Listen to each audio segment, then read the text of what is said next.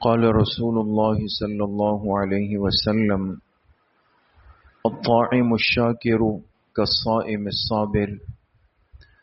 جناب رسول اللہ صلی اللہ علیہ وسلم کا ارشاد مبارک ہے کہ کھانا کھا کے شکر ادا کرنے والا ایسا ہے جیسے روزہ رکھ کر صبر کرنے والا۔ اب روزہ رکھنا ایک مشقت والا عمل ہے، ایک مجاہدہ ہے، برداشت ہے۔ انسان اپنے آپ کو، اپنے نفس کو کھانے سے، پینے سے اور جائز خواہش کے پورا کرنے سے بھی روک دیتا ہے، اس لیے کہ اللہ کا حکم ہے۔ تو صبح صادق سے لے کر کے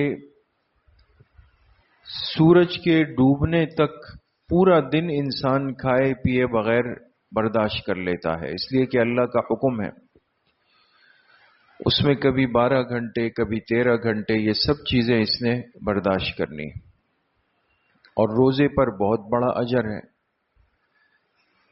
لیکن اس حدیث پاک میں اللہ کے پاک پیغمبر علیہ الصلاۃ والسلام نے ایک ایسا عمل بیان فرمایا کہ جس میں مشقت بھی کوئی نہیں، تکلیف بھی کوئی نہیں، وقت بھی زیادہ نہ لگے، لیکن اس کا اجر صبر کرنے والے روزہ دار کی طرح ہے۔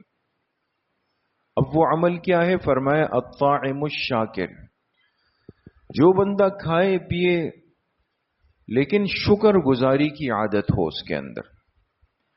تو شکر ادا کرنا اللہ پاک کو اتنا پسند ہے کہ اس بندے کے اجر کو صبر کرنے والے روزہ دار کے برابر کر دیا۔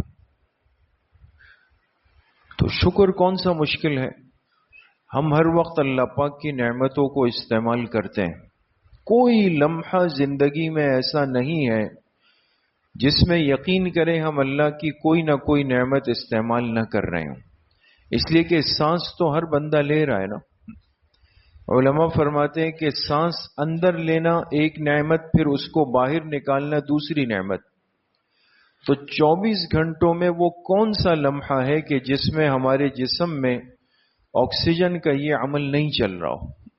ایک سیکنڈ نہیں ہے خالی، ہر وقت بندہ اللہ کی نعمتوں سے مستفید ہو رہا ہے۔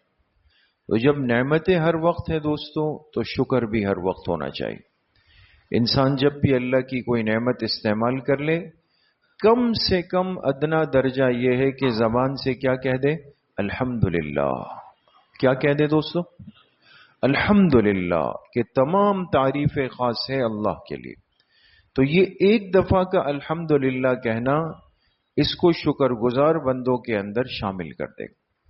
تو رمضان کا مہینہ مل جانا بھی نعمت ہے، پھر روزے پورے کر دینا بھی نعمت ہے، تراویح پڑھ لینا بھی نعمت ہے، سحری افطاری میں اٹھنا بھی نعمت ہے۔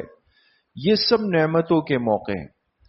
تو اس موقع پر ہم اللہ پاک کا شکر ادا کرنے والے بنیں، اور اللہ سے یقین اور امید رکھیں کہ ہمیں اتنا ہی اجر اس پر ملے گا جتنا ایک صبر کرنے والے روزہ دار کو ملتا ہے۔ اللہ پاک صحیح عمل کی توفیق نصیب فرمائے۔ الحمدللہ رب العالمین۔